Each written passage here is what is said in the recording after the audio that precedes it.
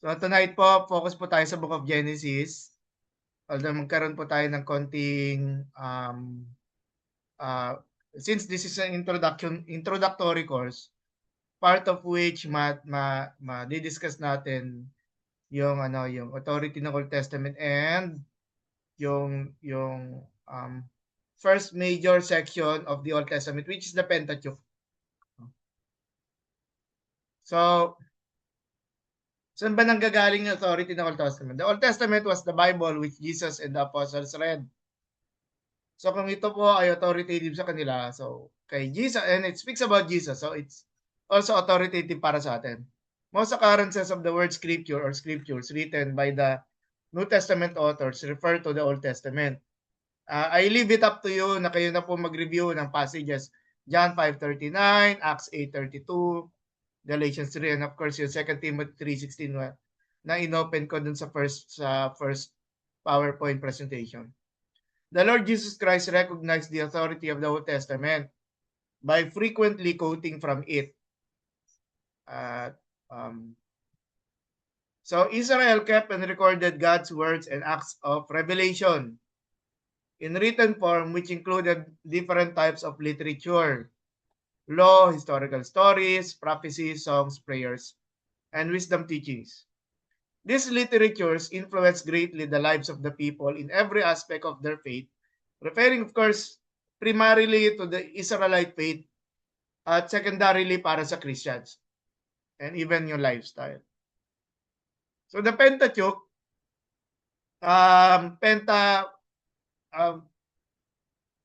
Latin if I'm not mistaken, yung number 5 books of Moses.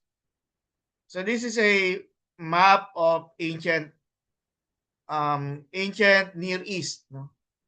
So makikita po natin yung a former name of Israel was Canaan, no? Named after, if you look dun sa table of names, no, genealogy, no, si Canaan was identified there, no? So, yung name niya as the progenitor ng kung saan pinangalanan tong lugar na to, no? And you can see Mesopotamia, which is present day na well, of course that includes Babylon, yung Iraq, and then Persia, yung Iran, kaya po tinatawag na Persian Gulf yung lugar na yon, na nandun po yung very controversial na Strait of Hormuz, no, na pati tayo nadadamay dahil sa Strait of Hormuz na yan, no? Pero anyway, by the grace of God, no, God will continue anyway, God remains faithful naman, and He will provide to His people. Of course, nandiyan yung Egypt, yung Sinai Peninsula, no? At marami pa po mga nakalagay dito. So the Pentateuch, the Old Testament books, it begins with the 5 books of Moses, not just because they contain the ancient history of Israel, but because they accreditate sa kanila pang tradition, sa Israelite tradition, ang nagsulat po o ang pinagmulan ng information of the 5 books of Moses. The Pentateuch was Moses, who is one of the heroes of faith, the lawgiver of Israel. Genesis opens with the history of creation and the earliest human societies, all in mythological forms. It rapidly narrows its aim to God's choice of the patriarchs, no? Kasi napakaraming tao, mga pangalan, mga bansa, pero nag-narrow down siya kay Abraham, and then his children, of course, kanyang mga anak, nag-focus kay Isaac instead of Ishmael, and then later on, sa mga magkakapatid, or kay Esau, nag-focus naman kay Jacob. Kasama rin po dito yung story ng kay Joseph, who received his promise, carry out his plans, prepare for his great acts of deliverance from Egypt, and then the giving of his covenant at Mount Sinai. Now Exodus tells the story of how God chose Moses to deliver Israel from slavery in Egypt and to lead them to accept a covenant so that He would be their God and they would be His people, citing Exodus 6 verse 7. The book closes with detailed descriptions for the building of the Sorry, 10th of meeting. Iko-correct ko na po ngayon. Sa mga typographical errors ko na tinatawag. That's the 10th of meeting. No? 10th of meeting and the Ark of the Covenant. Central signs of God's presence with Israel. Now, Leviticus is the book, contains the laws and commandments of God gave to his newly sanctified people to obey as their share in the covenant relationship. These regulations deal mostly with sacrifice, yung mga pagdiriwang po, mga fiesta for the lack of a better term, no? Para mas madali natin maintindihan. And then the priesthood, which is the Levitical priesthood na naka-based sa descendants ni Aaron, and then the ritual obligations of worthiness and holiness. And then the book of Numbers adds more laws and regulations about the 12 tribes, regulation and organization para sa kanila as a holy people on the march, yung pagbibigay po, yung allotment ng mga lupain sa kanya-kanya mga tribes na ito, no? Which nag-take place sa time ni Joshua. So we should be of course wary yung yung timeline, no? Israel's wanderings in the desert complete with a 40-year punishment for constantly rebelling against God and Moses, at yung mga ilan sa mga rebellion nang naganap ay nakatala rin dito, no? And then the book of Deuteronomy, or the second law in Greek, is a later book composed entirely as a reflective speech of Moses, which sums up the meaning of the Exodus event and the desert journey, and reaffirms the importance of the covenant law as a guide for Israel's life in the promised land. So the book of Deuteronomy, naka-center po siya doon sa natatanaw na ng Israelites yung promised land, pero nagkaroon sila ng covenant renewal doon. Well, part of the story, I don't wanna say it unfortunately, natapos na rin yung ministry ni Moses at doon siya namatay. Hindi siya nakatawid doon sa River Jordan. Yun ay pinagpatuloy na ni Joshua. So it comes as a preparation to the entry to the promised land. A clue to this narrative central role and importance is the fact that the Old Testament OT events most frequently cited in the New Testament as the background and preparation for God's work in Christ. No? Precisely that sequence of divine acts from Abraham's call until the kingship of David. At among the noted most cited sa Old Testament in the New Testament is the book of Deuteronomy. Okay, the book of Deuteronomy. Maraming mga citations. If you look at the Sermon of the Mount, even yung Matthew 4, the temptation of Jesus, marami doon coming from the book of Deuteronomy. So, note the different uses of this summary and its variant forms, yet it contains the same basic details confessing God's saving acts on behalf of these people. Ano yung mga makikita natin sa Pentateuch? God chose Abraham and his descendants and promised them the land of Canaan, Deuteronomy 6.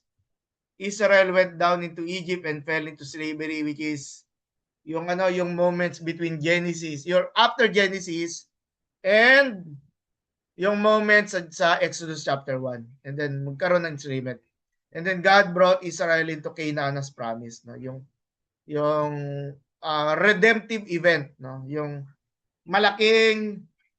malawakang pagliligtas ng Diyos sa pamamagitan ni Moses as his servant.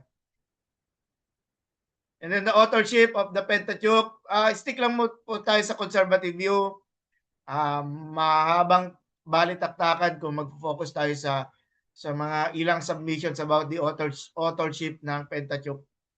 So I believe it is enough, no, na maging position natin Moses could have received the information only by direct revelation from God or through such historical records as had been handed down from his forefathers. Now the book of Genesis, my friends, no, the book of Genesis, second half ng ating ng PowerPoint presentation nito. The main divisions of Genesis we look at, ang tawag po sa first part, Genesis 1 hanggang 11, the primeval history. Nagsimula po siya sa creation story, natapos po siya doon sa after doon sa Tower of Babel, yung yung pagpapakilala or introducing the family where Abraham came from, no? At sa Genesis 12, yung tawag ng Diyos kay Abraham, no? At nagpatuloy ito Abraham, and then Isaac, and then yung Esau Jacob na narrative, and after ng kay Jacob yung 12 anak ni Jacob, kasama na yung pang-13 anak na babae, si Dina. So and then from there nag-focus a little bit sa story ni Judah, at malaking portion nun kay Joseph, no? Kay Joseph. At yung pagliligtas ng family ni Jacob by way na nagkaroon ng taggutom, the famine. At kaya po nag-migrate from the land of Canaan ang tribo ni o yung 12 anak ni Jacob, no? Kasama na of course si Joseph. Well, Joseph received them. A brief outline of the book of Genesis, makikita po natin. I have to look at yung moving out from time, no? This is from Henry Halley. Makikita po natin that this is a summary, yung summary outline of the book of Genesis. So the creation hymn, chapter 1, the account of the heavens and the earth, and then that includes yung the fall of man and woman. And then the account of Adam's line, chapter 5. And then moving from Adam to Noah. And then after Noah, yung mga anak ni Noah, si Shem, si Ham, at saka si Japheth, no? Moving forward, the account of Shem, so mas naging specifics doon sa kanilang saling lahi, the account of Terah, which is the father of Abraham, and then the account from Abraham to Ishmael sa chapter 25 until 12 to 18, and then Abraham to Isaac.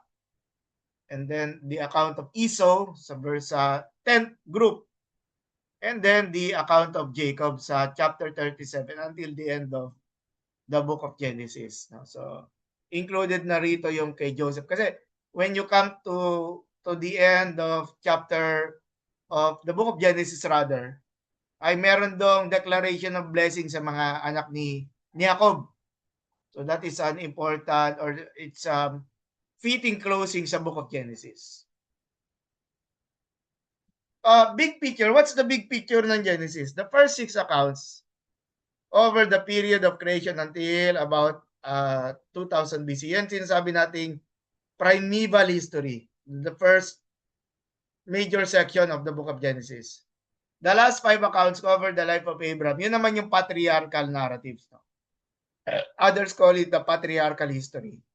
And the 3 generations after him from about 2000 BC until 1800, no? Or 1800 BC if you would allow. Between the end of Genesis and the beginning of the next book, which is Exodus, it is a gap of 400 years. Kasi when you read the book of Exodus, marami na sila and upon the entry or migration ni Jacob at saka ng kanyang mga anak at yung mga families ng kanyang anak, no? Si Joseph inintroduce doon ng kanyang mga anak, si Ephraim at si Manasseh, no? So ganun pa lamang, very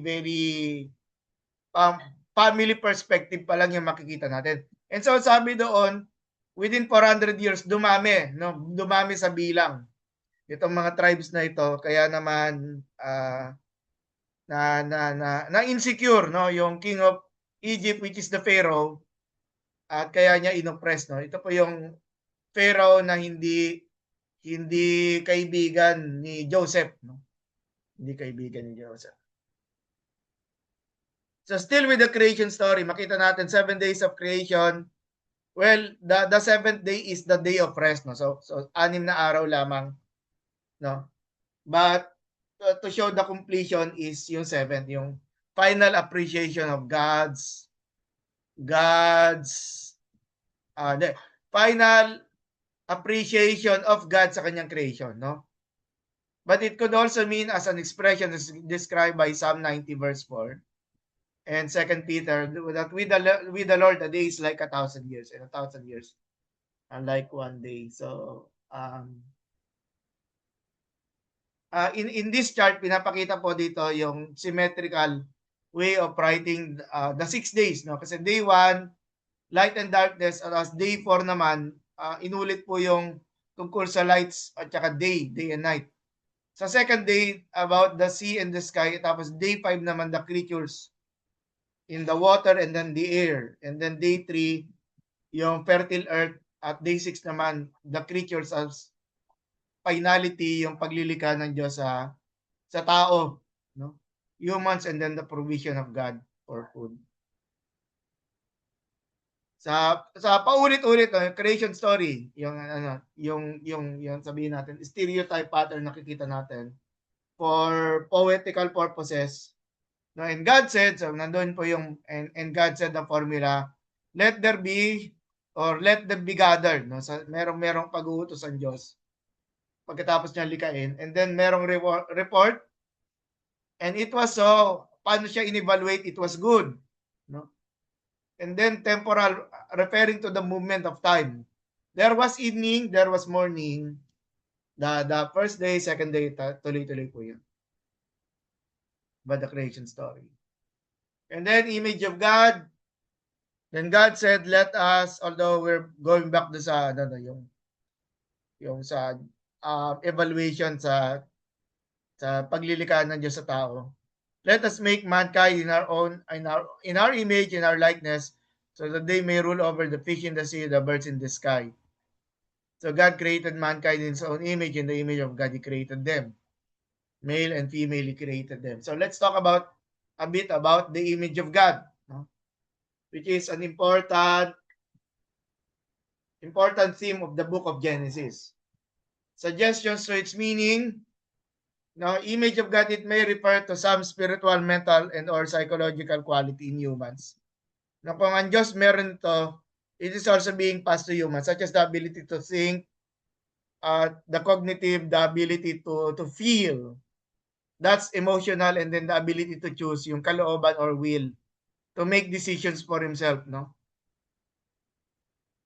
Ano pa, it may refer to the context of ruling. Kasi sabi, doon sa Genesis 1, let them rule over, no? So kung ang Diyos, God created the universe, so ibinibigay ng Diyos sa tao ang rulership to manage yung kanyang creation. So it is possible that the image of God represents the sharing of God sharing his rulership over to humanity for the management of the creation. Kaya nga po, yung sinabi ko kanina, yung nakakalungkot na pangyayari that even creation is being destroyed by humanity, no? Napapabayaan ng tao yung mandate ng tao to care, to protect, no? Protect the both yung living and non-living materials, no? Ang mga may buhay at yung maging ang mga sabihin natin ang environment na nawawasak at nararamdaman ito through global warming, no? Ramdam natin 'yan ngayon itong summer, napakainit, 'di ba? Napakainit talaga. Kahit gabi pinapawisan tayo, although meron talagang may mga lugar talaga na mas malamig, pero generally speaking, lalo na yung mga kapatid natin sa Metro Manila, no, mainit, no? At bunga yan ng sabihin natin ng pagpapabayaan ng tao sa kalikasan na napabayaan yung layunin ng image of God. So let's continue.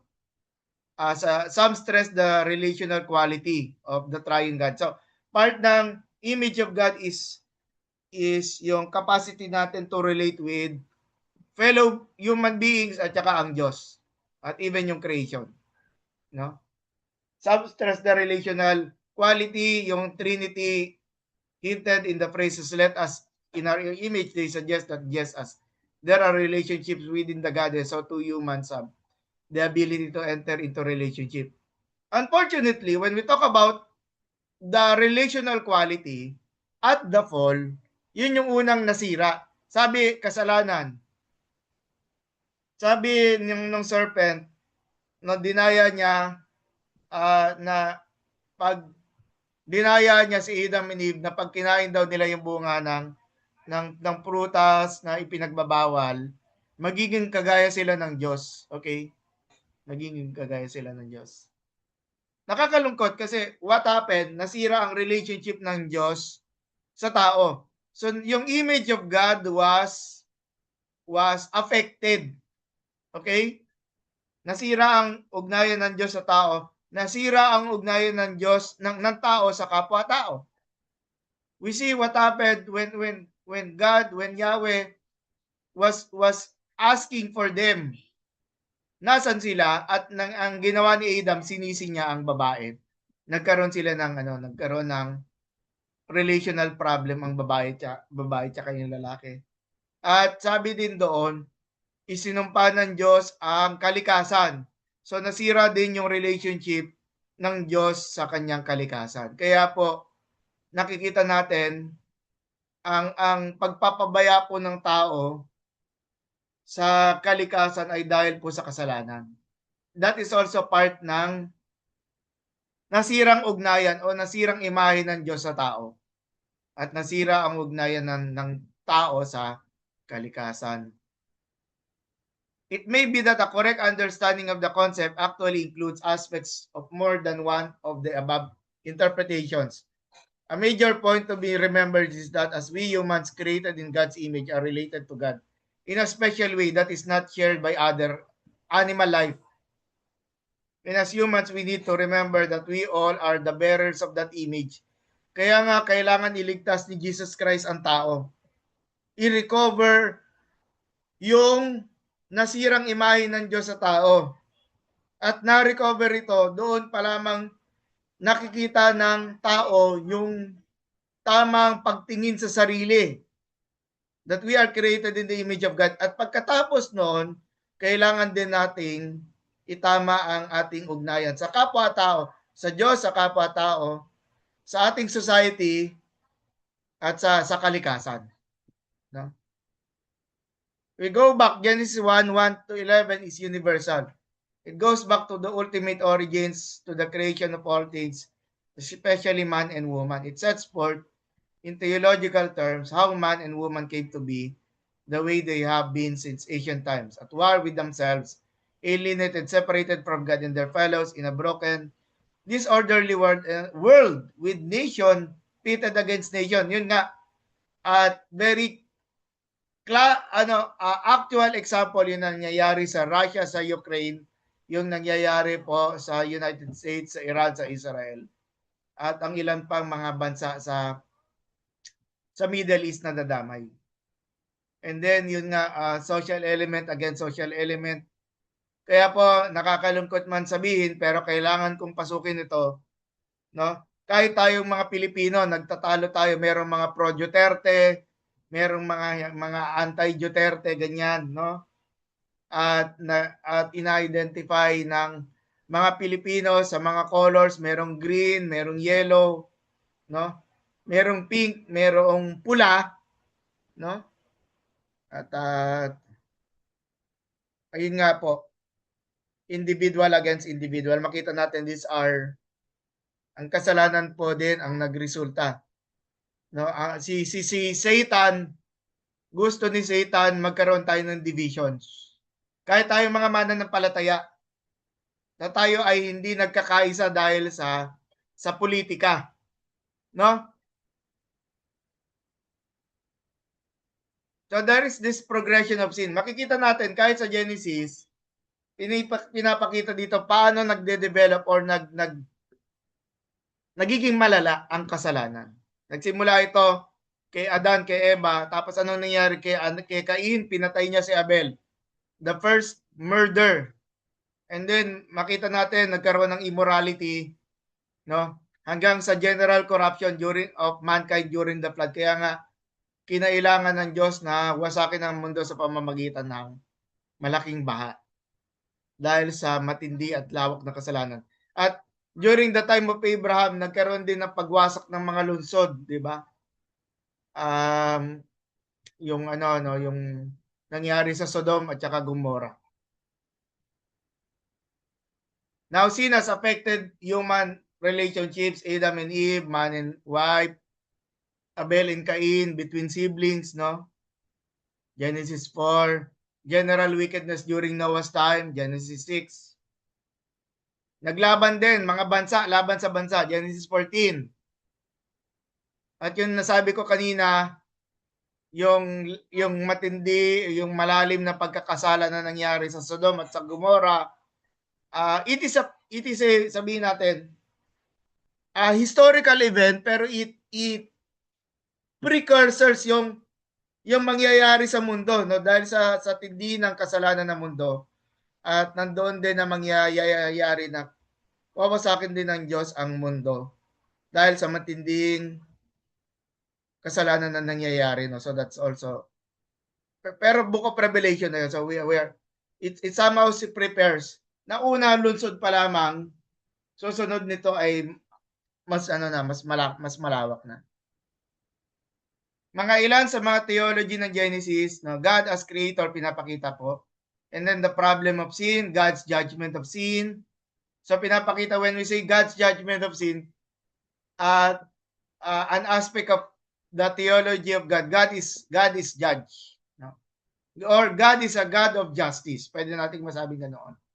Hindi natutuwa ang Diyos sa kasalanan. So, no? So kailangan niyang kailangan pairalin ng Diyos ang kanyang pag-uusga sa pagkakamali, no? Kasama na rito ang kanyang sariling bayan.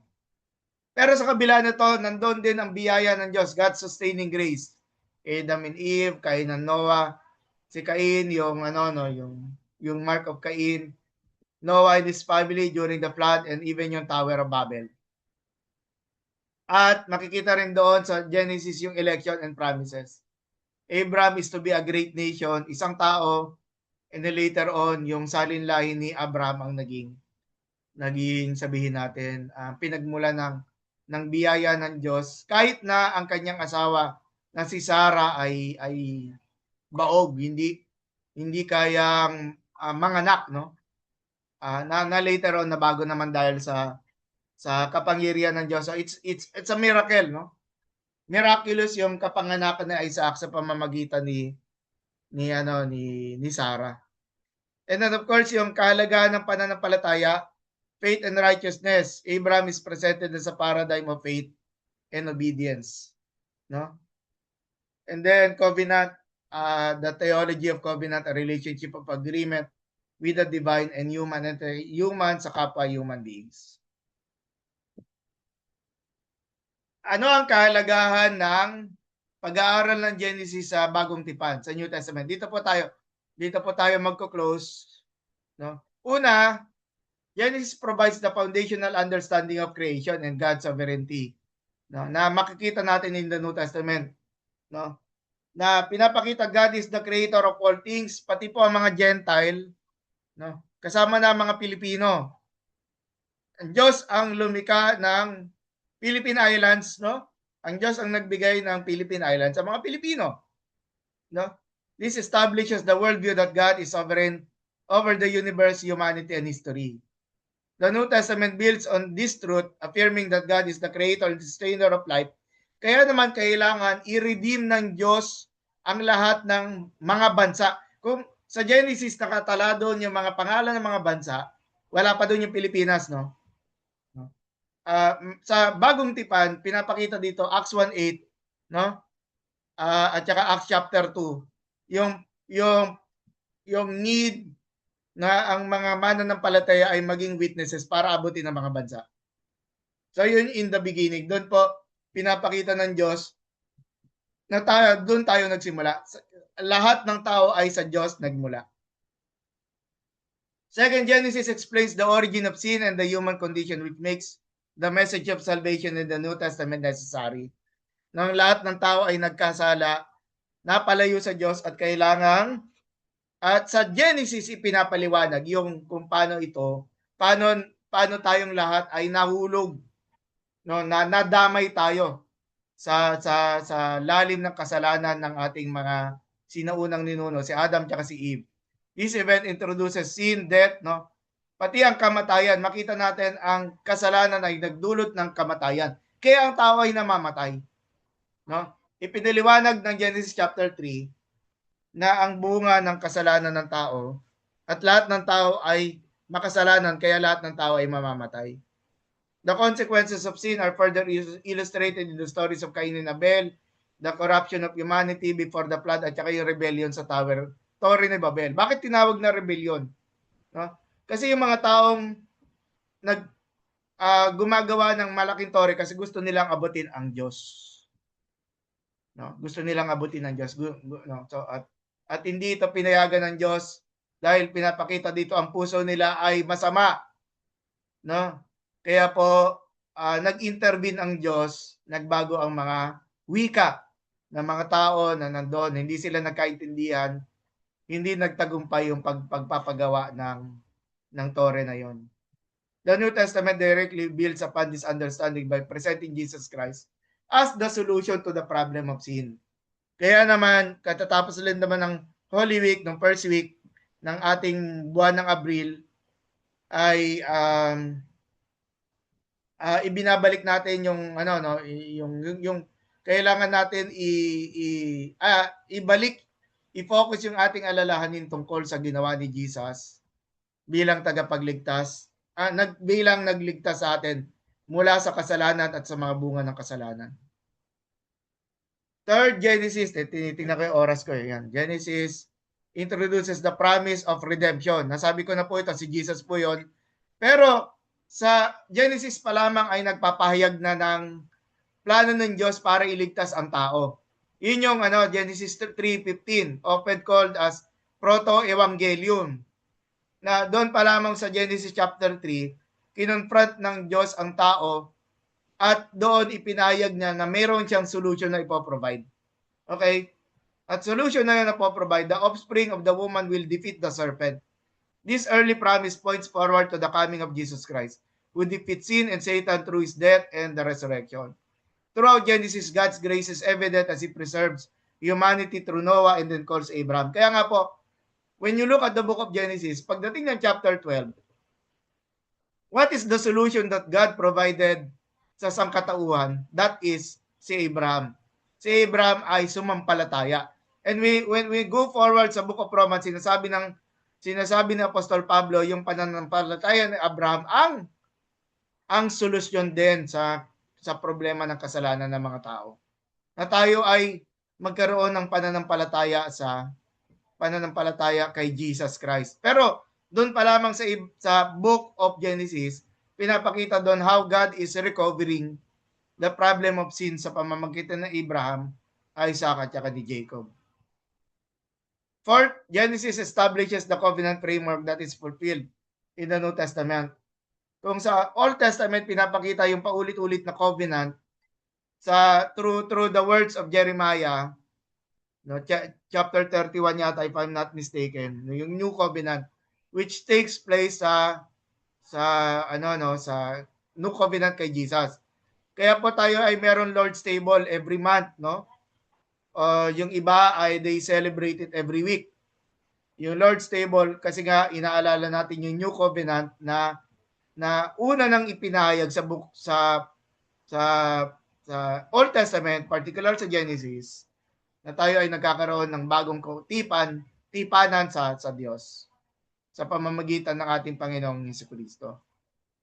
Fifth and last, Genesis presents key figures and typologies that point forward to Jesus Christ. No? Many individuals, events in Genesis serve as a type. Si Adam is seen as a type of Christ. He is the second Adam. No? Yung first Adam ay disobedient, yung second Adam was obedient.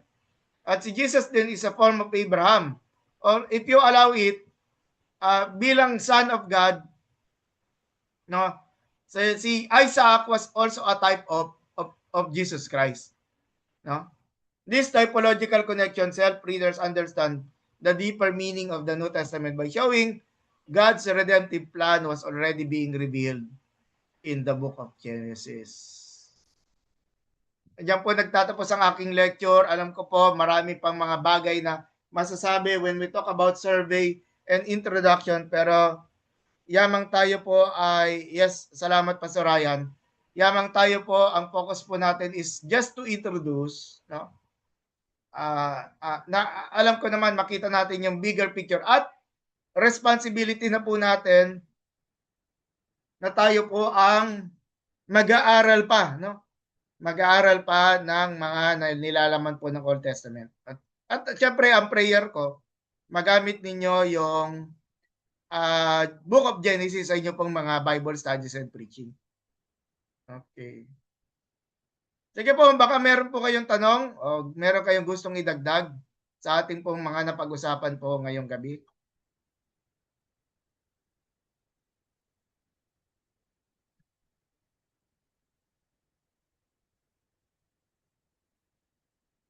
Nakita ko ang Kuya Tony doon sa doon sa side. Ang gabi po. Pero yun, yung audio pa rin, Ate May. Yun yung yung audio pa rin. Wait lang po. Okay ayun, na po. Narinig na kita. Yan. Oo, sige. Salamat. Ako magandang gabi po, sir. Ano po, magandang gabi sa lahat. Ako po ay si... magpapakilala po ako sa gano'n. Pwede naman, oh. Sige. Yes po. May pinrepair po akong GC. Mamaya na lang po. Mamaya. Doon po natin ipapasok yung So, meron pong tanong si Pastor Ryan, what is the type of Christ in the book of Genesis? No? So, type of Christ,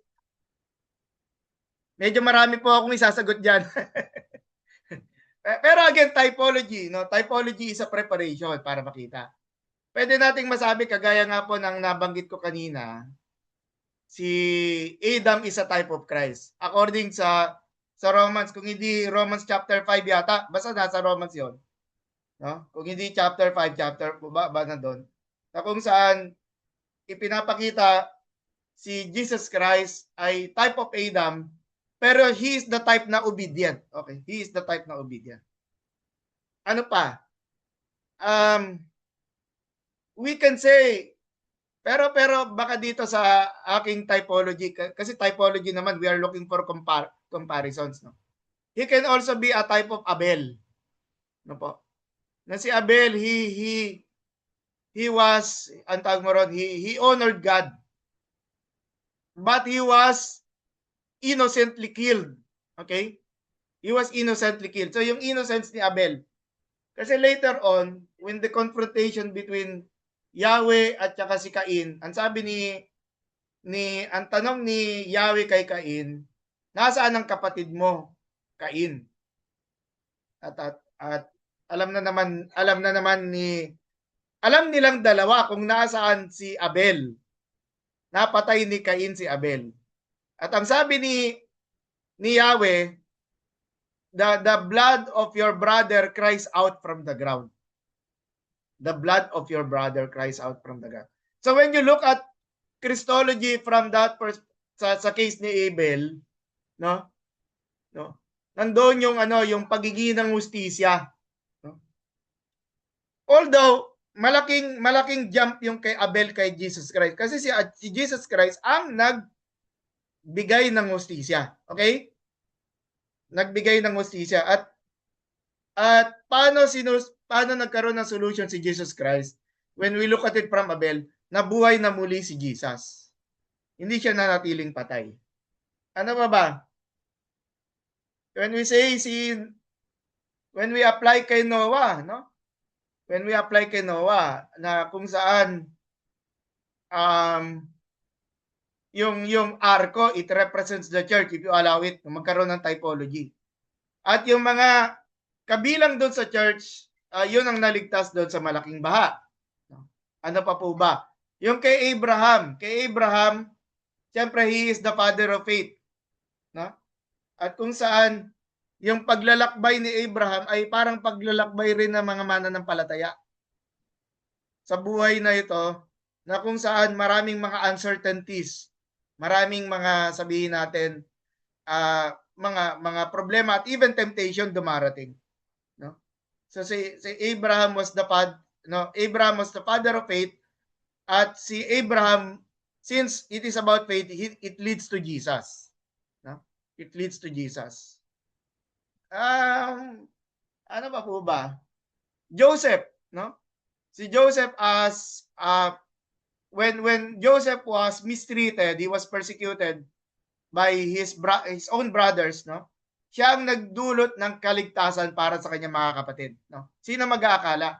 Hindi lang sa kanyang mga kapatid, kung hindi maging doon sa mga Egyptians, no? So in a way, makikita natin yung redemption kahit pa lamang sa istorya ni Joseph, no? Siguro ayun na muna, no? Marami na 'yon. Malaking katanungan, ano? Sige po. Meron pa po ba? Pwede pa ho kayong magtanong. Meron pa ho tayong ilang minuto and then we will end.